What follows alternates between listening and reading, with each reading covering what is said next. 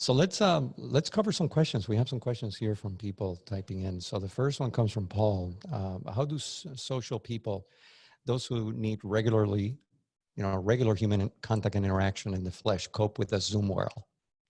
Kelly, I think you mentioned this idea of how important physical interaction is compared to. So how do we cope with that, given that we're all cooped up?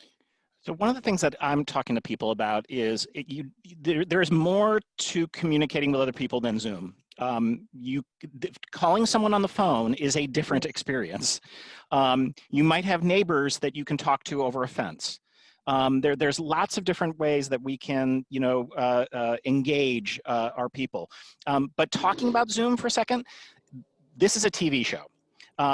We've produced TV at Second City, so we were able to adapt to this a little bit more quickly. But I think that for everyone, you have to recognize that if we're going to be, and look, I don't think this is going away even when we're back in offices.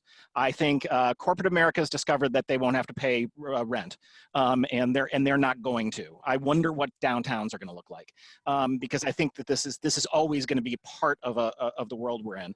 So get some decent lighting, make sure your connectivity is good. And a lot of times that's just calling and having them come out and replace some wires. It doesn't have to be expensive.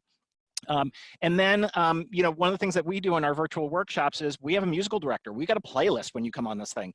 The idea of incorporating things like music into your meetings or other stuff, just to make it not the sort of drag that it is, especially when you're sitting in a chair for, 10 hours. And let's be honest, all of us are, I think this is broadly true that most of us are working more at home. We're working on weekends, we're working at evenings, we're not giving ourselves breaks that we would normally do. We're not having that sort of hallway chat that leads to a lunch.